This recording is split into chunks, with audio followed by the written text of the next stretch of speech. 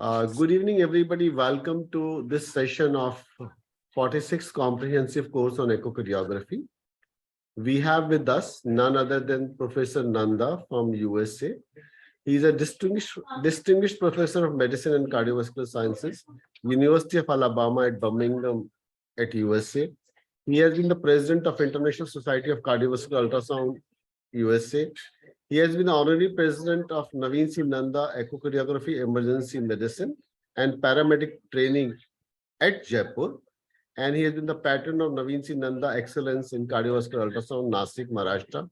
And he is the international president for Jorop Institute of Echocardiography, Delhi, India. In nutshells, I can say that he is one of the international father of echocardiography. Many of us have learned from him the art of echocardiography. I still remember those days when Dr. Nanda conducted his first meeting of color Doppler in India in 1986 Ashoka Hotel. Many of his publications, they have been taken as the guidelines in various cardiovascular diseases.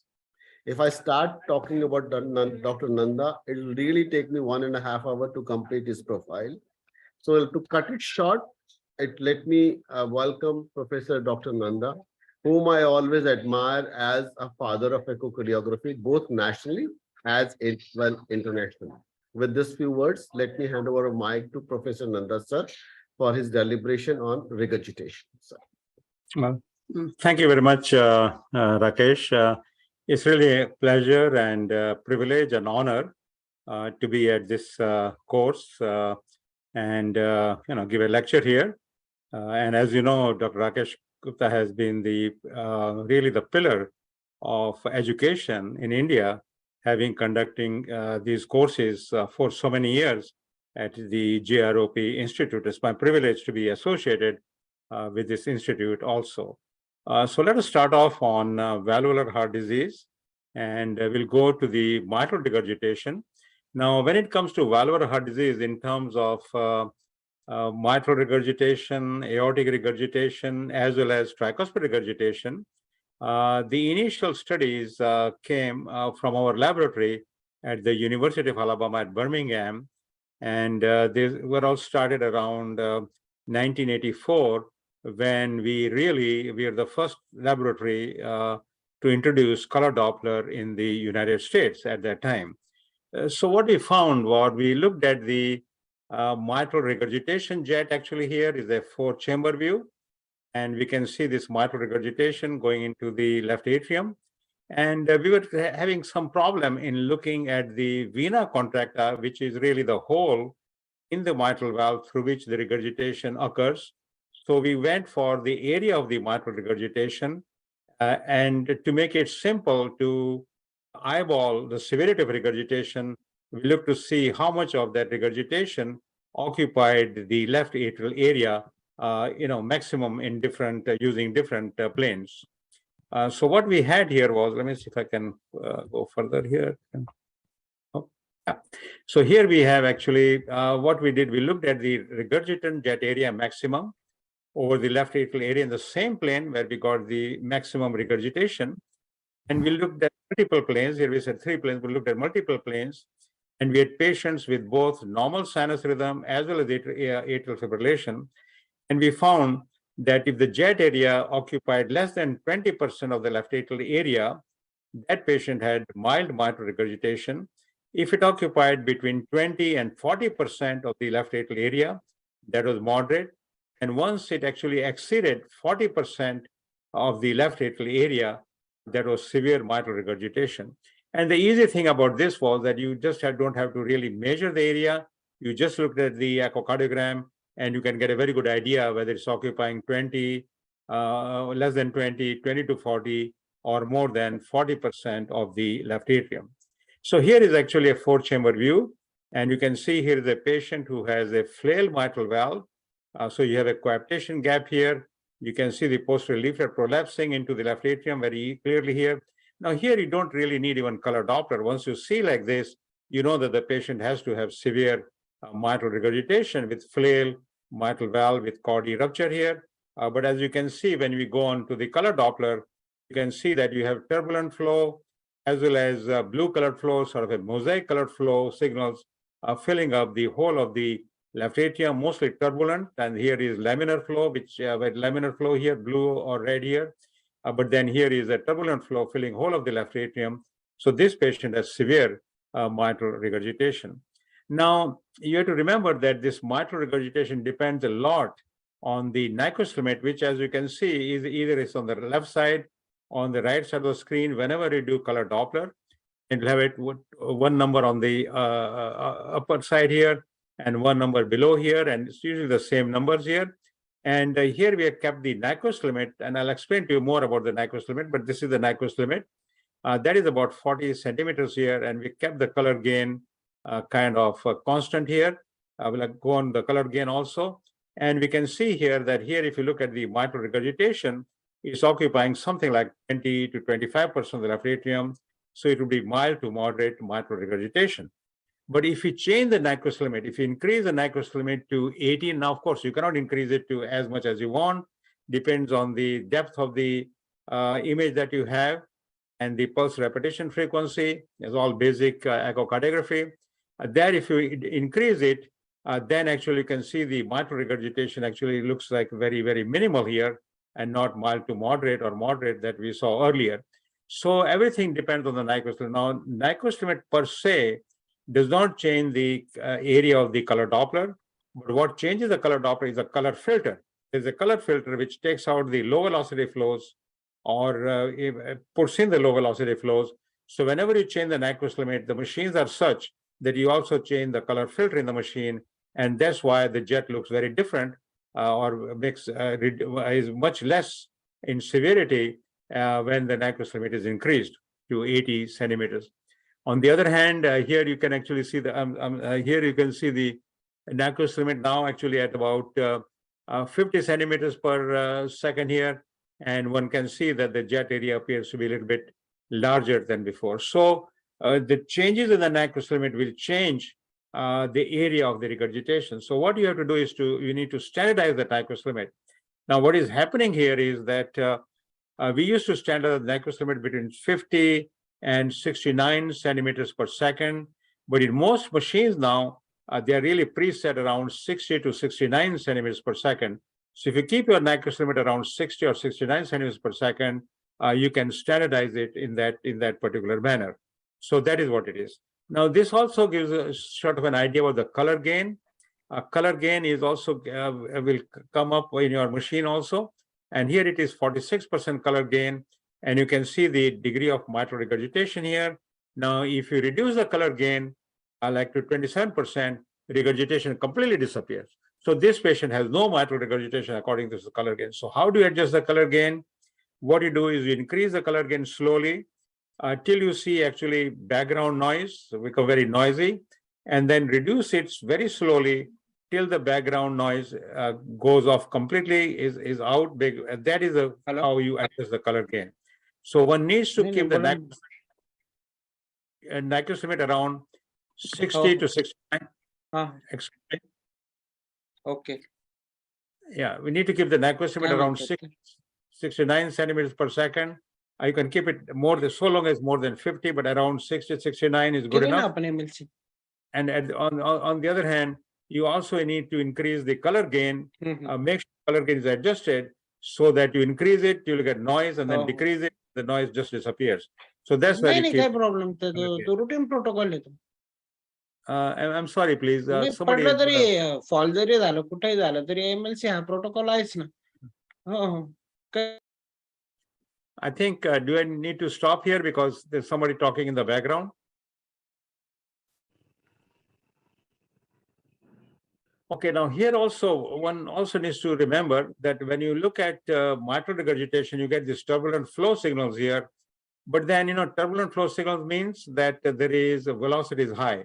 But when this mitral regurgitation jet hits the back wall of the left atrium, the velocity decreases. So at this point in time, it is within the Nyquist limit, it's not outside the Nyquist limit, so it becomes laminar flow. So here what is happening is the regurgitation is swirling around in the left atrium, and this red signal is also part of the mitral regurgitation. Some of it can be pulmonary venous flow also coming from the pulmonary veins, but many times it is really part of the mitral regurgitation, and it looks laminar without much turbulence because the velocity has decreased because the jet is hitting the wall of the left atrium, just like you take a hose, a water hose, hit against a wall, and the high velocity is there when it abuts against the wall, then the velocity decreases and you get laminar flow. So when you look at mitral regurgitation, you shouldn't look at only the turbulent flow, but look at the laminar flow signals, which are also moving with the regurgitation jet on your images, on your moving images. And so this patient has got very, very severe mitral regurgitation occupying the whole of the left atrium. So here is another way to look at it also. Here you actually have mitral regurgitation here. And you can see the jet looks very thin. It occupies less than 20% of the left atrium. What it is hugging the wall of the left atrium. So its velocity has decreased. And when it's decreased velocity, then it is going to, and it's swirling around. So these laminar flow signals, the blue signals here and the red signals here, these are all part of the mitral regurgitation mostly, although there will be some pulmonary venous flow. So this actually jet is not occupying only 20% of the left atrium. Also look at the laminar flow signals, which are moving together with the turbulent flow signals. And if you look at this, then this regurgitation is very severe, filling up the whole of the left atrium. So that is very important to remember that when there's an eccentric jet, also consider the laminar signals, which are moving with that turbulent flow signals here. So for example, here is the laminar flow. So that is one important thing to look at. Now here, of course, no problem here, long axis view. You can see turbulent flow signals occupying most of the left atrium. So obviously this is severe mitral regurgitation. Here's another patient where actually you have turbulent flow signals here, but then it looks like that if you look only at the turbulent flow signals, mild regurgitation. But then also if you look at the laminar flow signals which are moving with that, then you know this is very significant mitral regurgitation. Another thing to look for is to look at the flow acceleration. So as the blood actually goes through the, before it goes through the hole in the mitral valve, defect in the mitral valve for regurgitation, you actually can see it'll actually cone down near the hole, and that flow acceleration, if it's large, if it's very small, then you think in terms of the regurgitation may not be severe because the hole is small. But if you have a large actually flow acceleration here on the ventricular aspect of the mitral valve, it's a large actually flow signals here. So if you see these large flow signals, immediately in your mind, you should think that there is regurgitation severe. And of course, when you look at the jet here, you add also can take into consideration the laminar flow signals, then this patient has got severe mitral regurgitation. Now let's look at what is Nyquist limit. So Nyquist limit actually is when there is a color Doppler, you have flow towards the probe, which as you know is going to be red in color, goes dark red and then becomes very bright red. And the flow which goes away from the transducer is going to be blue. So when you have mitral regurgitation, you are going to have flow signals which are going to be blue, but the velocity is high. So Nyquist limit here is 72 centimeters per second, which means if it exceeds 72 centimeters per second, becomes 73 centimeters per second, from this bright blue is going to actually turn around and become bright yellow here. And as it goes further, 80 centimeters per second, 100 centimeters per second, as it goes further to 80, 90 centimeters per second, it will become less and less bright and actually can be dark red.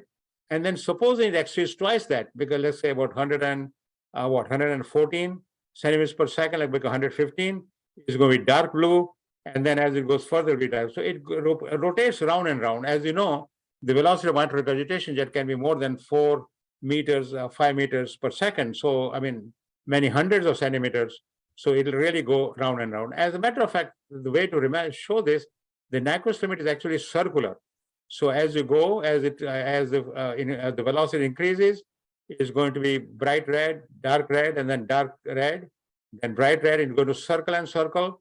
So you're going to get a mixture of these different types of varieties, shades of color, and it's going to be a turbulent flow. So really Nyquist limit is circular, but circle occupies a larger space on the screen. So therefore, the equipment manufacturers have put that as actually a rectangular like this here. So it occupies less of a screen than this, but it is really a circle. So you really have to think of the Nyquist limit as the velocity increases, is going to circle round and round. So that is the important. But the nitrosamine per se does not change the area of the color Doppler. What changes is the flow, is the color filter in the machine, which goes with the nitrosamine. So as you increase the nitrosamine, you are getting rid of the low velocity flow signals. As you decrease the nitrosamine, you are going to increase more of the low velocity signals. So jet area will become larger. You increase the nitrosamine, the flow signal, many of the lower velocity flow signals are going to be removed. So you are actually going to get a smaller jet area. So therefore, the Nyquist limit has to be standardized, as I mentioned, something like 60, 69 centimeters per second, at least more than 50 centimeters per second is good enough. So here we go here again, just to show you that this is very severe mitral regurgitation, but look at the flow acceleration. That's also quite prominent here. So that also gives an idea that regurgitation might be more severe. And as you know, as we'll discuss later on, this has been also used for quantitation of regurgitation. So what I'm talking about right now is semi-quantitation, like mild, moderate, severe mitral regurgitation. But if you want to quantitate that in terms of what is the volume of regurgitation, how much flow, really, how many cc's have gone into the left atrium, then you need to go into quantitation. And here is just to show the simple thing about the flow acceleration. Here is a bathtub, and as the water goes into the pipe here, it is going to congregate. It's going to actually, you're going to have a large area near the hole here, and that is what they call flow acceleration. People call it PISA also, proximal isovelocity flow acceleration, etc. But really, the flow acceleration is a real here. And the smaller the hole, the smaller with the flow acceleration. The larger the hole, the larger will be the flow acceleration. So one can actually try to quantitate mitral regurgitation by looking at this flow acceleration. How do we quantitate that? Well, here is called also flow convergence method. The flow converges near the hole, or flow acceleration method. What one does is to actually look at the this PISA here. You can decrease the Nyquist limit, so you can get a larger PISA, so it's easier to measure. So you look at the radius of the PISA here, and then you look at the regurgitant velocity here, and there's a formula there, which you'll see at the bottom here. Use that particular formula, and you can get an idea of you can get the size of from there, you can derive the size of the defect or the hole in the mitral valve, and also you can calculate by looking at the velocity of the regurgitation jet, you can calculate actually the amount of cc's, amount of volume, the volume that goes through the mitral valve into the left atrium. The only problem with this method is very good method and used a lot, has been used for years and years, even now is all there in the guidelines. The only problem here is that it assumes that this particular PISA or this flow convergence is, as you can see here, is hemispherical or elliptical. It gives some geometric shape. And we know many of the defects in the mitral valve in majority of the patients, especially with even functional mitral regurgitation rather than even the degenerative mitral regurgitation. Many of these, if you look at the flow acceleration, the holes, they are really not circular because it assumes the hole is circular. It's not circular. It's very irregular. And that is the problem with this particular method. So that introduces inaccuracies in the quantitation of mitral regurgitation with this method. So therefore, you should many criteria being used, including the semi-quantitative, which I earlier mentioned, where you take care of the Nyquist limit, standardize the Nyquist limit, also make sure the color gain is good, and then, optimal color gain, and then you can use some quantitation method like this. Okay, here, one other thing you should, one must remember here, and I think you can see the slides better than I can see here, that you should always do a continuous wave or color Doppler through the mitral regurgitation, because this all assumes that mitral regurgitation is pan-systolic, beginning from the opening of the mitral valve, closing of the mitral valve to the next opening of the mitral valve is all mitral regurgitation. But some patients with mitral valve prolapse are only mid to say late systolic mitral regurgitation. So even if it looks like the jet is large, but it is occurring only mid to late systolic, so if it looks like severe regurgitation, it may not be severe, it may be moderate mitral regurgitation. So always do color Doppler. You can do a continuous wave Doppler also, which will also show the same thing, but color Doppler is very good. And if you show color Doppler, like in this particular patient, regurgitation only mid to late systolic. So even though it may look like it's severe, then it will decrease one grade, make it moderate. If it's moderate, decrease it, maybe it's more like mild to moderate. So that is another thing you need to take into account. One other thing you need to take into account also is if the left atrium is very, very large, huge left atrium, rheumatic heart disease, the jet is never going to occupy more than 40% of the left atrium because the LA is very, very humongous. On the other hand, if the LA is very small, then if it occupies more than 40% of the left atrium, it may still not be severe, it may be moderate. So these are some of the things you take into account. And of course, here is something from the guidelines here. We already looked at the maximum mitral regurgitation jet using the jet area method, keeping in account Nyquist limit and color gain. And then also you can look at the LV and LA size. They could be dilated, but of course, that helps you. But you cannot just look at the LA size and say how severe regurgitation is. You can also look at the mitral flow here. And again, whether the A wave dependent or not A wave dependent. For example, if the E wave is more than 1.5 meter per second, you start thinking in terms of severe mitral regurgitation. If you see systolic flow reversal in a pulmonary vein, which you can see sometimes in the fourth chamber, you're not very easy many times because the pulmonary veins are very far away from the transducer, so the resolution is not very good. But if you get a good picture there and you see systolic flow reversal, that again goes for severe mitral regurgitation. Of course, very useful in the operating room when you are doing a transesophageal echo. Systolic flow reversal is very, very useful. And if you see that, you know that regurgitation is severe. For example, if they repaired the mitral valve and then you see this systolic flow reversal, you know that the mitral regurgitation is severe, it's very severe. You may want to tell the surgeon to go and re-repair that particular mitral valve before he comes off the bypass. So that's what it is. And then the other thing, of course, you look for is the vena contracta, which is simply on the 2D echo will be the size of the hole.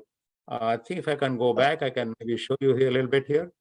Go back here. Here, for example, this is the flow acceleration. But if you look at this here, right here, this is the size of the hole in the mitral valve. So that is the vena contracta, that distance here. So when you look at flow acceleration, you measure the radius here in the middle somewhere, wherever it is largest. But when you look at the flow acceleration, vena contracta, you go right at the beginning of the mitral. That's where the hole is. And this particular length, or if you do a three-dimensional echo, it would be the area, and that would be the vena contracta, and of course, here's the jet area. So jet area, whenever the mitral regurgitation comes, so three things: flow acceleration, which may not be there if it's very mild regurgitation, and then you look at this hole itself, and then you have the jet area. There are three components to that. So here we go to the mitral regurgitation here. Vena, so that is called vena contracta. It's just a complicated name, vena contracta, but really because it is really the size of the hole. So vena contracta, you can always think in your mind, is a hole in the mitral valve or defect in the mitral valve. So this vena contracta width is 0.03 centimeter. That is mild regurgitation. If it is between 0.3 and 0.69, it is moderate regurgitation. And of course, if it is more than, if it is 7 centimeters or more, then definitely it is severe mitral regurgitation. So this is very, very important. More than 0.7 centimeters or 7 millimeters, either 7 millimeters or more or 0.7 centimeters, it will go for severe mitral regurgitation. So that is the thing. And also you can look at the, as I mentioned to you, using the formula, you can look at the mitral regurgitation volume. If it exceeds 60, 60 cc's, 60 or more cc's, the severe regurgitation is between 30 and 59 moderate, and less than 30 would be mild regurgitation. So these are some of the things that you can do with the PISA method. You can also do this with the 3D vena contracta. If you do a 3D vena contracta, you can avoid the problem that you have with the PISA, the assumption you are making regarding the shape of the hole, the defect in the mitral valve. We can avoid that when you go for 3D echo. I'll talk to you a little bit later about that. Now, what about transesophageal echo? If you're doing transesophageal echo, obviously you cannot see the wall of the left atrium where you can see the whole of the left atrium with the transesophageal echo, two-dimensional. So there we just we only go by the jet area there. We cannot actually relate the jet area to the left atrial size because you don't see the left atrial size on the TE. So there actually, if the jet area is more than 15 centimeters square, that is severe mitral regurgitation. Some people say more than 10 is also severe. I think to be very sure, 15 centimeters or more, the jet area in transesophageal echocardiography is more than that. That goes for severe mitral regurgitation. So this is what we have about mitral regurgitation. I'm not talking about the three-dimensional vena contracta. I'll talk to you a little bit later about that, show a movie also. Now let us jump now to aortic regurgitation. Well, aortic regurgitation, we actually did not look at the area. This also was done initially in our laboratory. We did not look actually the area of aortic regurgitation because we didn't think, because we found that will change a lot with the changes in the blood pressure. The higher the blood pressure, the larger will be the area. The lower the blood pressure, the smaller will be the area. So we didn't think in terms. So here we could actually see in many patients, we could actually measure the size of the hole in that aortic valve. In other words, this jet, as it exits from the mitral aortic valve, so right, you can think in terms of the ventricular aspect of the aortic valve here, right here, as shown at the arrow here. This jet actually, it also gives you the size of the hole. So at that point in time, what we did was we measured the jet size, but we also related it to the size of the left ventricular outflow tract. So it's easier to do that. So we thought that if jet actually occupied less than 25% of the left ventricular outflow tract, and the same point where you're measuring the jet size, that would be mild aortic regurgitation. If it was between 25 and 50, it would be moderate mitral regurgitation.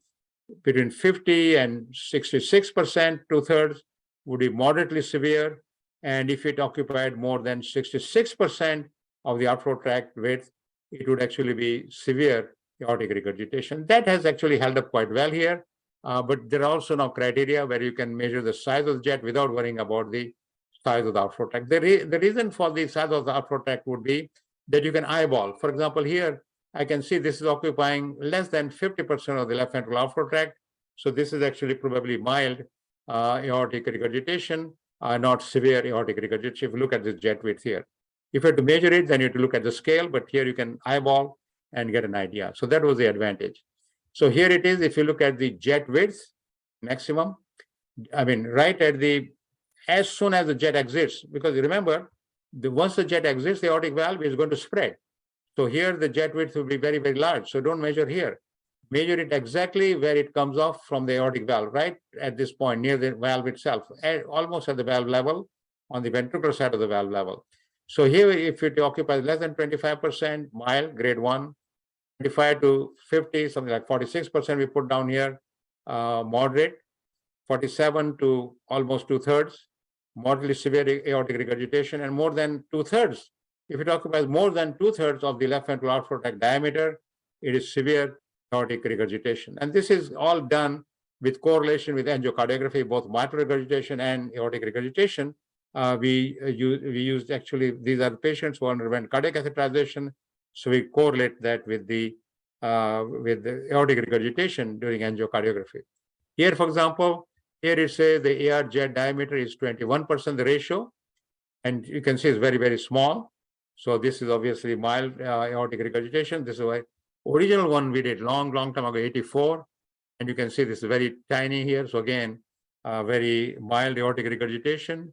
Another example of very mild aortic regurgitation in the apical 5-chamber view. So sometimes you don't see the jet in the personal long axis very well because your beam is going to be perpendicular to the jet. So you miss aortic regurgitation. So always examine in the 5-chamber view, there you are going to be more parallel to the aortic regurgitation jet. So you can measure in that area. Now here, for example, here is the aortic regurgitation jet. What is happening is almost 90% of the outflow tract, almost 90 to 100% here. So this is torrential, very severe aortic regurgitation. Here again, the 5-chamber view, right at the beginning, don't look here. Look right at the beginning of the jet, occupying practically 100%. So there is severe aortic regurgitation. Again, turbulent flow, jet occupies 100% here, severe aortic regurgitation. In the other, also, some other people thought that if you see the length of the jet, how far it goes in the ventricle will also tell you how severe aortic regurgitation. It's not that good because it depends a lot on the blood pressure. Here, for example, the jet is not even going towards the LV apex, is going towards the posterior wall of the left ventricular posterior wall, or as we now call it, the inferior wall of the left ventricle. So always look at the jet width. So that's just to emphasize that point. Here is an eccentric jet. So what happens here? But again, as it comes out of the aortic valve, it's probably moderate because right here is moderate aortic regurgitation. But then what happens? We've got red flow, it strikes the septum, loses velocity, and turns around. So now the jet is no longer turbulent, it's laminar flow. So that's why, remember, also laminar flow is also part of that aortic regurgitation. But here we are not worried about that. All we want to look at the proximal jet width here. One other important thing to remember is also always do the suprasternal examination. And when you do the suprasternal examination, then look for the arch of the aorta here. And here is the descending aorta. As the arch turns into the descending aorta, right at the curvature here. So that is called the aortic isthmus. So you place your pulsed Doppler sample volume there, right in this particular point. And if the backflow is very prominent backflow, and it is pan-diastolic all through diastole, that confirms that the patient has got severe aortic regurgitation. So that's another way you can look at it, by looking at the suprasternal examination. Here is a patient where there is hardly any backflow here. You can see the pulse Doppler sample volume is right at the isthmus, or at the junction, at the curvature here. Aorta goes from the arch into the descending thoracic aorta, and the backflow is very, very little here. I mean, this is partly due to aortic recoil and partly due to the flow going into the coronary arteries. It's not pan-diastolic. Here is all noise. It's not pan-diastolic. So this actually patient would not be having any severe aortic regurgitation. So, whenever you think in terms of severe aortic, that is important, because that means you have to do some intervention, especially if the patient is symptomatic. And that time you can look at the jet width, but to be very sure, you can go into the suprasternal view. And if jet was very large and was pan-diastolic going all the way throughout diastole here, remember there's a little noise also, but the big jet going all the way backflow throughout diastole, that will go for severe aortic regurgitation. It's also important to look at the abdominal aorta. In case you don't have a suprasternal examination, or maybe there's surgery there or the bandage, you can look at the abdominal aorta. And there again, if you see prominent backflow, like here we can see prominent backflow here, that again would go for severe aortic regurgitation. Here are some additional tips for aortic regurgitation. Again, measure jet widths at aortic valve level, practically at aortic valve level, as soon as it comes off the aortic valve. Don't go further down. Use parasternal long axis view, because LVOT has maximum width, but you may not see AR in this view. You can also go for the 5-chamber view.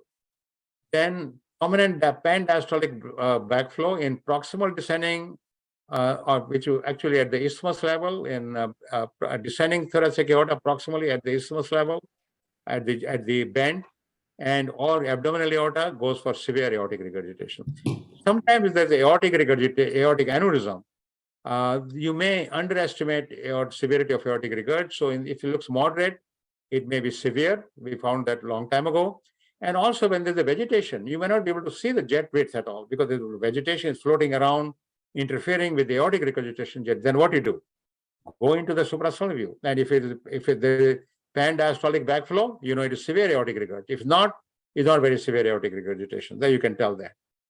And of course, diastolic mitral regurgitation, if you see diastolic mitral regurgitation, that may mean there is severe aortic regurgitation. The PR interval is normal. This is because the aortic regurgitation comes into the left ventricle. The pressure in the left ventricle increases, maybe in diastole higher than the left atrium, and you may get diastolic mitral regurgitation. So those are the things you need to do. So here again, if you are looking at the actually, this is the same, this is from the guidelines. They're using very similar to what we have. So they're calling this as less than 5 as mild, moderate, moderately severe, and of course more than 60, we call it 65, same thing, 2/3, it will be severe aortic regurgitation. One can also look at we can measure the vena contracta itself. As the jet comes out, at that point, you measure the jet width, which is the same as a hole in the aortic valve. And also we call it vena contracta. It makes it confusing, but that's vena contracta. Remember, the hole in the valve. And if it's less than 0.3, it's mild. If it is 0.3 to 0.6, that is moderate aortic regurgitation. If it goes to more than 0.6 centimeters or 6 millimeters, severe. Now remember, very similar to mitral regurg. If you remember mitral regurgitation, if the vena contracta is 7 or more, is severe. For aortic regurgitation, just 1 millimeter less, hardly anything. 6 millimeters or more is again severe aortic regurgitation. Always we are about severe aortic regurgitation, because that may need some intervention in the future. So mild or moderate may not need much of intervention here. Okay. So now So again, there are many other criteria here, low density, higher density. But I think in practice, go for mitral regurgitation, go for jet area or left atrial area, go for vena contracta, quantitation, go for PISA, or 3D transthoracic echocardiography vena contracta. I'll talk about later. Aortic regurgitation, go for jet width over the left ventricular outflow tract width, or you can measure the jet width itself, and then also look at the suprasternal view. So those are the things you do in practice. There are many other things here. Many other flow and new criteria will come up, impedance and all. But this is what we do in practice. I think that's very important for you to learn. Practically, you do this. There are 100 criteria. These are the 2 important criteria you go for. Okay. Now let's go for tricuspid regurgitation. What we do for tricuspid regurgitation? Well, really speaking, when it came to mitral regurgitation, aortic regurgitation, you could correlate with the angio, because you can put the catheter in the left ventricle. You can put the catheter in the heart actually, and get an idea about put the catheter in the aortic root, and you shoot the dye in angio, and you can see how much it goes into the left ventricle. You can get an idea of how severe aortic regurgitation is. Same thing you can do for the mitral regurgitation. You can put the catheter in the left ventricle and then see how much of that it goes into the left atrium, so you can get an idea about mitral regurgitation by angio. But tricuspid regurgitation, you can't do that, because you cannot get the catheter in the right ventricle unless you go through the tricuspid valve. So there's always a problem how you actually assess the severity of tricuspid regurgitation, even by cardiac catheterization. So what we did, and this was done actually by the previous one, was the fellows who helped me in the aortic regurgitation was Dr. Gil Perry, and the fellows who helped me with the mitral regurgitation were Dr. Helmke. They were all fellows under me at that time. And then around when we were looking at the tricuspid regurgitation, Dr. H.K. Chopra, whom we all know very well, he came as a fellow in our laboratory at that time, many years ago. And so what we did was to look at patients who underwent tricuspid valve repair or tricuspid valve replacement, because the surgeon thought, looking at many criteria, size of the right atrium, etc., fill in the right atrium, and they decided that these patients needed tricuspid valve replacement or repair because the tricuspid regurgitation was quite severe. So we use those criteria. So when we use those criteria, and then we again looked at the same thing, which is, why not we look at the same thing? We can look at the vena contracta, we can look at flow acceleration, but we can also look at the jet area of as in proportion to the right atrial area here. And what we found in these cases was that if the jet area occupied more than 33% or 35% of the right atrium, it was severe tricuspid regurgitation. Very similar to mitral regurgitation, where we look at 40%, more than 40% of the left atrium is severe. For tricuspid regurgitation, we thought about 35% more. So we can use same criteria almost. 35-40% would be severe tricuspid regurgitation. And then if it was less than 35%, it has to be mild or moderate, but not severe tricuspid regurgitation. So that is the criteria we used. We also looked at the tricuspid valve annulus at that time. And if the annulus was large, then again, we thought that also correlated with severe tricuspid regurgitation. So these are the findings which Dr. Chopra and we all did at that time. And he wrote the paper on color Doppler assessment of tricuspid regurgitation severity here. So here again, we look at this. Again, you can look at the maximum tricuspid valve annulus diameter in diastole. We had something like 40 millimeters, but if it is more than 38, according to the guidelines, so close to 40. Remember, these are all semi-quantitative. So remember 40 or 38, actually, if you want to remember that. And so if it was more than 38 or 40 millimeters, which means about 4 centimeters, if it's that, then again, it goes for severe regurgitation. And they also looked at the maximum tricuspid regurgitation jet area, which is very similar to what we did here. They looked at the tricuspid inflow pattern, A wave dominant. So looked at the RV and RA size. If it was large, it goes for severe, but that's not a criteria to use, because you can have a large RA and RV due to some other reasons. So here again, you use jet area, and you can look at the annulus diameter in diastole, maximum annulus diameter of the tricuspid valve in 4-chamber view. And then one other thing which is important is look at the hepatic vein. If you see systolic flow reversal in the hepatic vein, That goes with severe regurgitation, but occasionally, very, very rarely, you may see that with moderate tracheostomic regurgitation. But most practically, if you see that, that means there is severe tracheostomic regurgitation, and I'll show some example of that hepatic vein flow also, maybe on a movie here. When it comes to tricuspid valve regurgitation, we also look at the vena contracta. I don't know. Let's see if we have here. Yeah, here we have this vena contracta area. 3D echocardiography, I'll go more into that a little bit later on. But then again, here, if it occupies more than 115, in other words, 115 square millimeters, something like 1 centimeter actually, one or more, 1.5 centimeter, that would go for severe tricuspid regurgitation here. Now, here is just to again emphasize the NAQUS limit, because which is very much neglected. They were neglected in the guidelines for a long time. As a matter of fact, they thought jet area, anytime you measure jet area for mitral tricuspid regurgitation, they're all useless because the jet area varies so much. And because they did not really pay much attention to the NAQUS limit. So here again, here, for example, I think I can go here. You can see here what happens. When the NAQUS limit is low, like 30 centimeters per second, again is the bar 30 on the top and 30 below. If 30 centimeters or more, you can see what happens. This whole, the tricuspid regurgitation jet goes beyond the cardiac border. See, it goes beyond the, I'm talking about the mitral regurgitation, sorry. Mitral regurgitation goes beyond the left atrial wall and goes even into the right atrium here.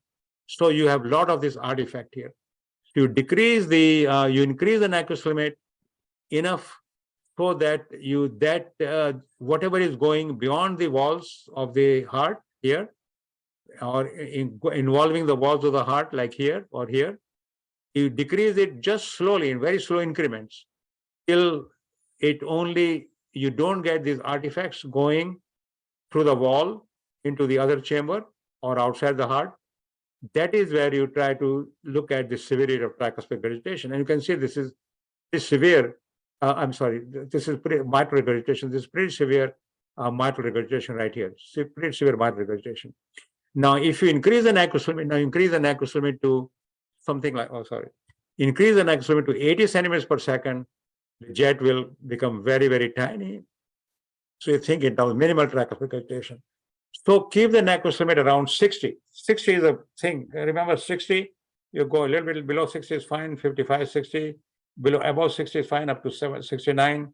Around 60, if you keep it, 69, if you keep it, you are going to be able to check the severity of regurgitation very well. So remember keeping the NAQUS limit there. So this is what I was saying. Now, gain also, if the gain is very low, the tricuspid regurgitation may appear to be very, very small here. And then you go to higher gain, it'll become better. And then if you go very, very high gain, again, you are going to see regurgitation going beyond the walls or going into the walls of the chamber or going through the walls of the chamber into the other side. So that then the gain is very high. So therefore, reduce the gain very much. Just to emphasize that point again here. So here, for example, here is now looking at tricuspid regurgitation, which I thought there was previously mitral regurgitation. Here is tricuspid regurgitation, very high color gain. You have flow signals going beyond, artifacts going beyond the wall here. Optimal color gain, slowly reducing. And you can see there's nothing going beyond the walls. So the severe tricuspid regurgitation, low color gain, color regurgitation can disappear. So pay attention to this, just to show you that. Also, remember, look at the flow acceleration. Here is the valve level. Here at this point, this is the vena contracta. You can see it's very large. Has to be 1 centimeter because this is the centimeter scale here. So you can see this 1 centimeter here. So obviously, the severe tricuspid regurgitation. Look at the vena contracta, very prominent vena contracta. Again, tells you it's maybe severe, very significant tricuspid regurgitation, and you can quantitate that from vena contracta, or you can quantitate by 3D vena contracta here. Also look at the laminar flow signals which are going with the turbulent flow. Here the regurgitation is striking the back wall of the right atrium, and then this suddenly become laminar now, blue and red, because it's going around and around. Red would be towards the probe. So the tricuspid regurgitation is not just this turbulent flow signal, it is this whole right atrium turbulent flow, the laminar flow. Okay, some of that would be IVC, SVC flow, but when this regurgitation is quite prominent, severe, most of that is going to be regurgitation, and it'll go with the on the movie. It'll go with these signals at all. So remember that also. About the hepatic vein, here is first of all, when there's severe tracheostomic regurgitation, the IVC would be enlarged also, must be like 22.1 centimeter is the upper limit. I mean, anything below 2.1 centimeter diameter, just at the entrance of the hepatic vein or within 5 millimeters from the entrance of the IVC into the right atrium, measure that. And if it is actually more than that, then you know it's a large IVC. And here you can see flow signals. If you look at the EKG here, systole, you can see this backflow going into the hepatic vein. When you see this, most of the time, 99% of the time, it will be severe tracheostomic regurgitation. So that's the thing. Also, if you see tracheostomic regurgitation, even though this is very eccentric jet, you can see, we know it is severe because all these laminar flow signals, if you look at the video, all the flow signals are moving with the turbulent flow. Also, it is going into the coronary sinus here. So if you see tracheostomic regurgitation jet going into the coronary sinus, that also is a good marker for severe tracheostomic regurgitation. So we have got these ancillary points here. Again, remember, always do color M mode, because when you do color M mode here or continuous wave Doppler, here's tracheostomic regurgitation. Looks like it may be more than mild or moderate here. You can see at least moderate here. You can see. Now we did a color Doppler here, and if you look at the color Doppler, the regurgitation is only mid to late systolic.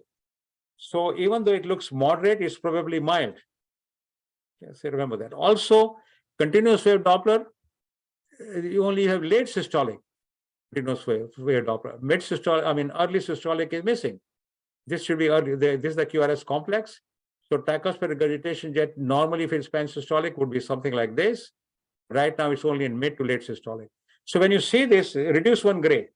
Now, of course, if you calculate the volume, the volume will be low, but then you have to go all the way into quantitation.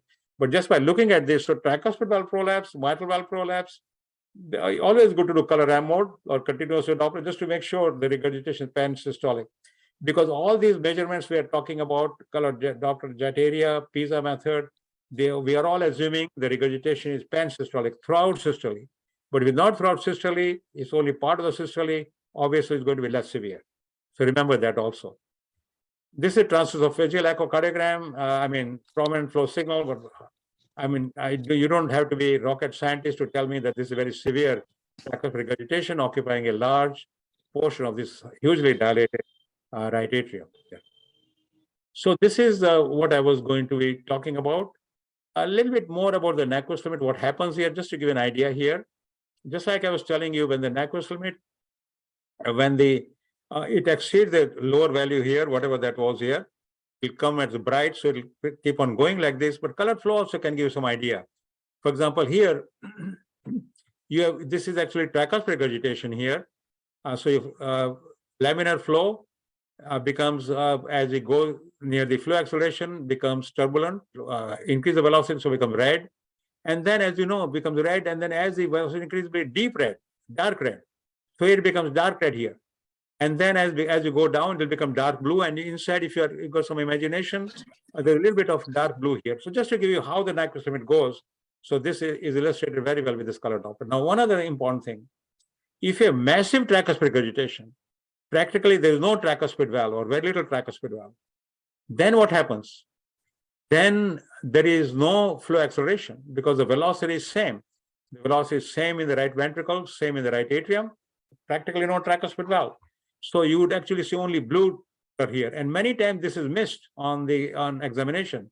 You see this blue signal, there's no tricuspid. I don't see any turbulence.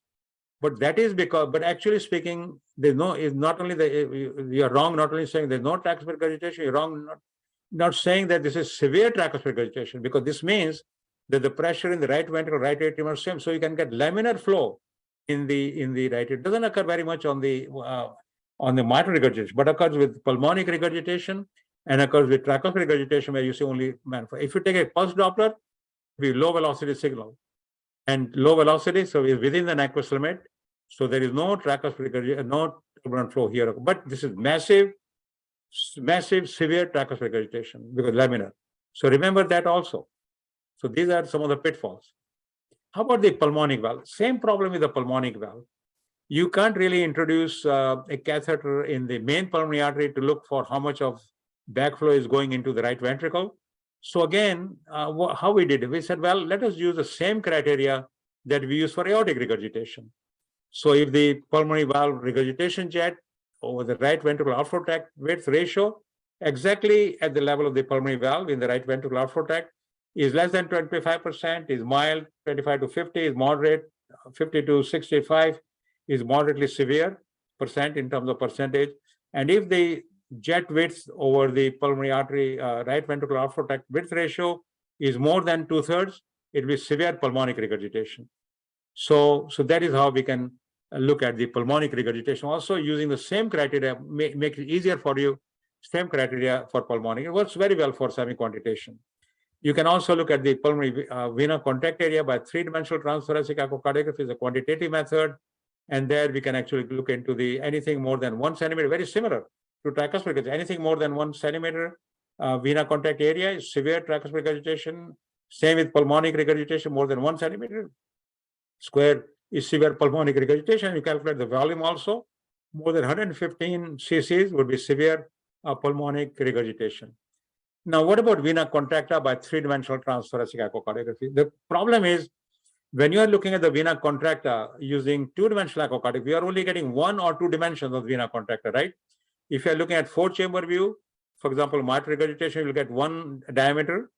Then you can look at the 2-chamber view, you can get the other diameter, you can get 2 diameters, but you cannot get the area because you want to know the area of the hole in the mitral valve to be very, very, very, very definitive, more accurate as to how much regurgitation is occurring. You need to look at the area of the vena contracta. So that area you can only do by three-dimensional echocardiography, and I'll show movies of that's the best way to illustrate it.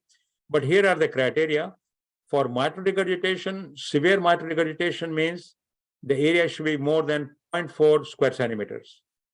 For aortic regurgitation, more than 0.6 square centimeters. For tricuspid regurgitation, more than 0.75, but even more severe, more than 1 centimeter. For pulmonic regurgitation, it's very similar, 1.15 square centimeters. So for mitral regurgitation severe, vena contracta area, 0.4 centimeter square, greater than that. For aortic regurgitation, greater than 0.6 square centimeters. And for tricuspid regurgitation, 0.75 or 0.1 is even more severe, and very similar for pulmonic regurgitation for 3. So now let me go into the movies to show you how some of these examples of some of these. But before I do that, if you want to look at whatever I've talked to you here, there's something you can actually buy, and I think we can probably, there's a second edition. We have published a manual of echocardiography from JP Brothers, which is in Delhi, and published in India and rather than USA, because if you publish in USA, the cost is very high. Published in Delhi, the cost will be lower. I don't know how much JP Brothers have kept the cost, it may be still high, but much lower than in the United States. So this is, we have 3 of us are editors here, a couple of guys are my associate fellows, one of them. And so it's a manual of echocardiography. And whatever I'm talking to, as a matter, you can see a picture of regurgitation here, tricuspid regurgitation here. You can look at this, you can read this book. And actually there's a second edition to that also, which is, but most of the stuff that I discussed with you today would also be in the first edition, which you might be able to get even cheaper. Then you can get the second edition, which I had just published a couple of years ago, I think. So we can do that. But let me see if I can go into the movies. So I have to go into new share, I think. Let me see if I can get into new share. Let me see if I can go to the movie here. No, I don't think I can go into. Let me stop share. Let me stop share here. Let me go back and open the movies. If I can do that, let's see if I can share screen and see if I can still get them.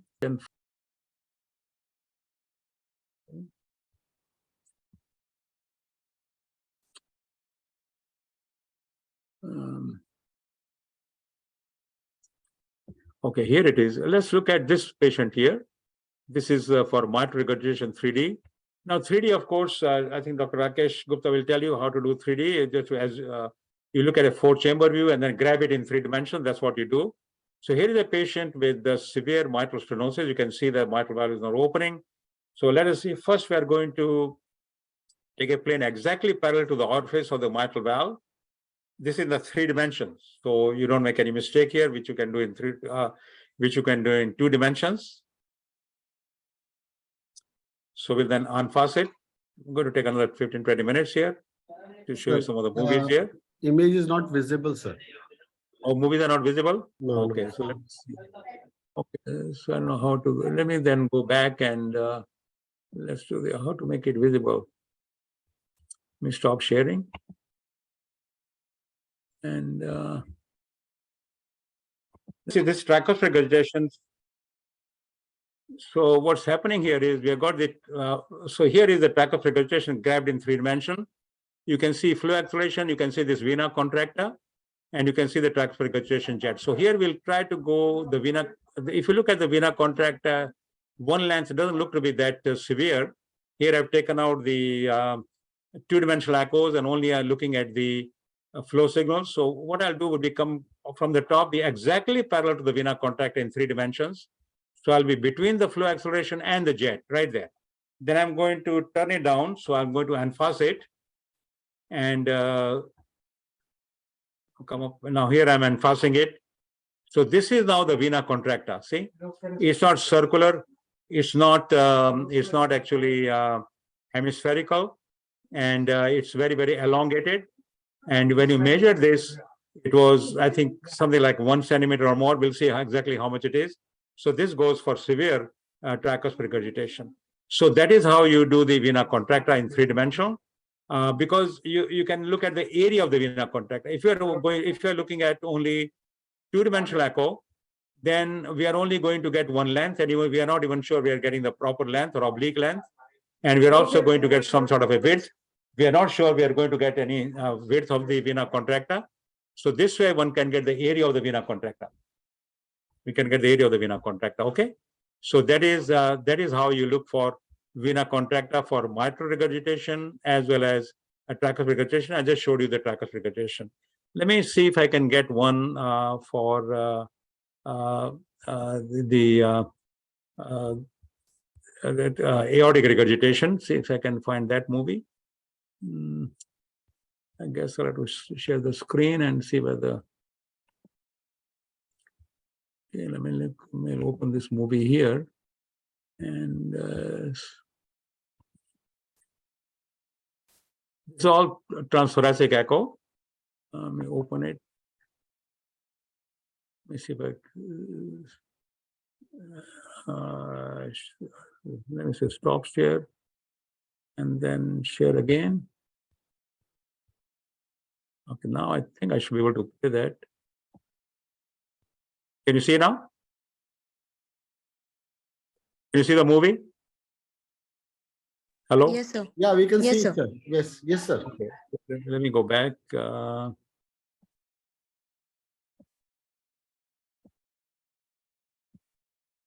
back to the beginning here.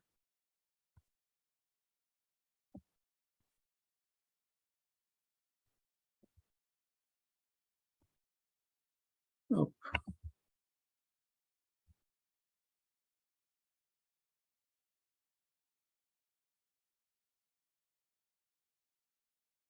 It's not playing. Oh, here. So here is the aortic regurgitation. So again, in 3-dimensional, we had to be parallel to the vena contracta right there. Here we don't actually see the flow acceleration. Aortic regurgitation, many times you don't see flow acceleration. So you come right to the vena contracta level here. Oblique, you put oblique signal, then we unfast it. So we can see, look at the vena contracta there.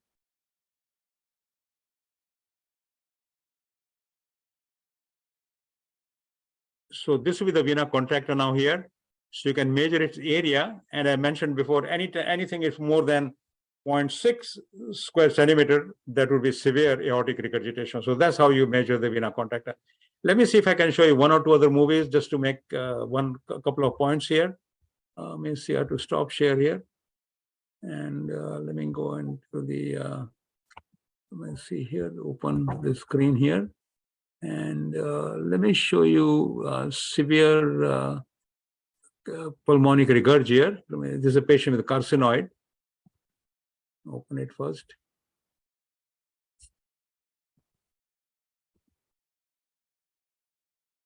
They can show that.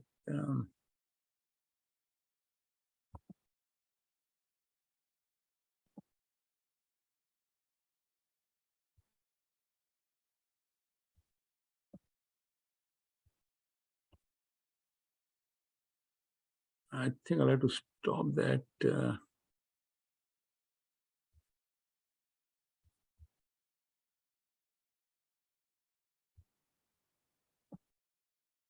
I might have to. Oh, here it is. I think I can now show you.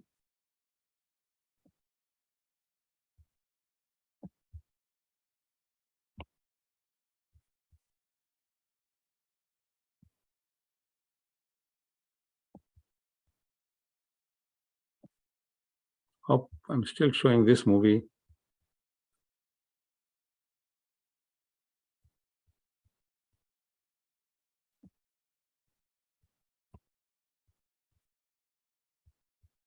I'll just try one more time.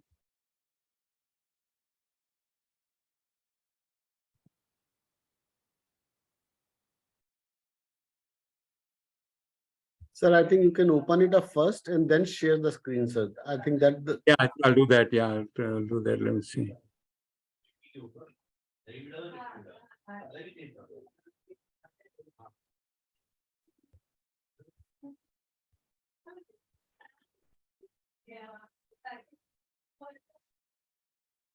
Oh, we'll try again. Try another one.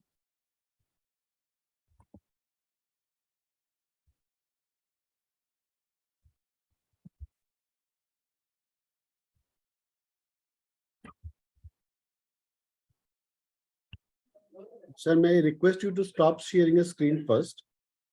Okay, I see. Okay. Now you Now can open up, the screen, open up your MPG clip and then share that clip, sir. Okay, let me see if I can open that movie.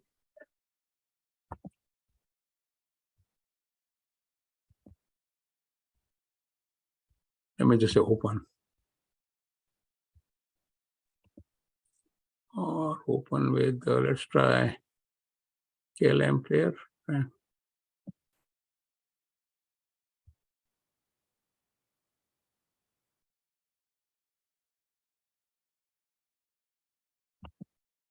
Okay, can you see now? Oh no, we have to share the screen, Not yet right? visible, sir. Please share the screen, sir. I can't get that icon for share screen here. It's a green in color, sir. It must be down here someplace. I can't.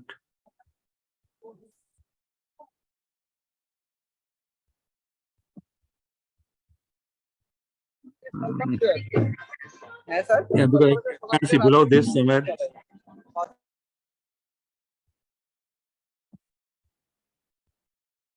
me see if I can get. I don't see. I don't see the icon for screen sharing at all. So let me.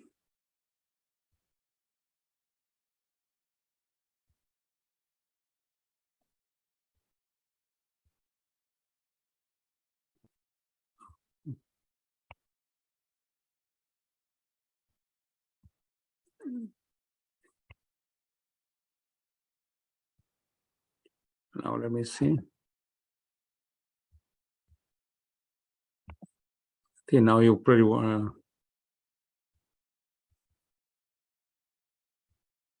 No, sir, it's not visible. Icons are visible now, sir. how about now? Now? No, not yet, sir. I think the best answer would be, sir. Yeah. to I stop think what I can do is maybe I can send some of these movies to you. Yeah, You sure, know, sir. I think that'll be okay. I'll try one other movie just quickly if I can do that. Let me go into this one here. Let's see that. So I can try that. Let me open a movie. One movie I wanted to show for sure. If I can do that.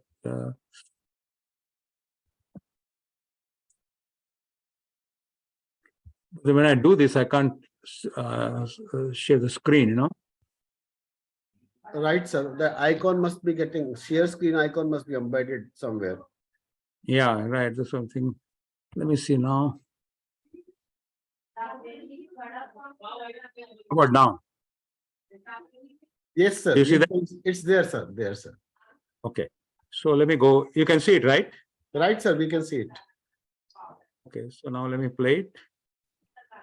So this just to show you that this mitral regurgitation, which appears to be not so severe, but again, the red flow signals are going with that. See, they're going with this circulating. I just go with my arrow here, and they're circling. So this is actually very severe mitral regurgitation, although if you only look at the turbulent flow, it's not so severe. So just wanted to give you an idea how when you look at it, go for the signal which go with it. So that way you're avoiding quite a bit of pulmonary venous flow. So here, for example, going, so this is actually all of this is regurgitation. I just want to show that. Okay, right. Okay, I can try one more time the pulmonic regurg if you like, and then. Sir, please try, sir. Yeah, okay. I should try to go into open it first, I guess. So let me try that. See if we can open it. It didn't open though. So let's open with. Let me try the VLC player.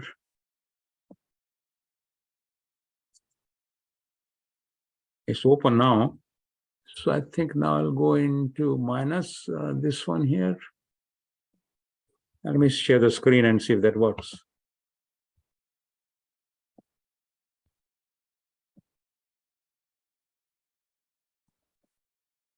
Can you see now? It's working, sir. It is working, sir. It's working. Okay. Okay. Now you can see if you look at the screen here, look at the jet width here. This is pulmonary valve, so flow coming from the pulmonary artery, backing into the right ventricular outflow tract in diastole. So look at this jet here. I don't know whether I can stop it to the right place. It's occupying more than 90% here. Here. Look at the jet width here, and this is the width of the pulmonary artery. It's more than 60%, 70% for sure. So this will be severe pulmonic regurgitation, and there's quite a bit of flow acceleration. I think there are quite a few other movies, but I think we made the point. If I can look at these 3-4 movies, they'll be good enough. I think I've taken quite a bit of your time.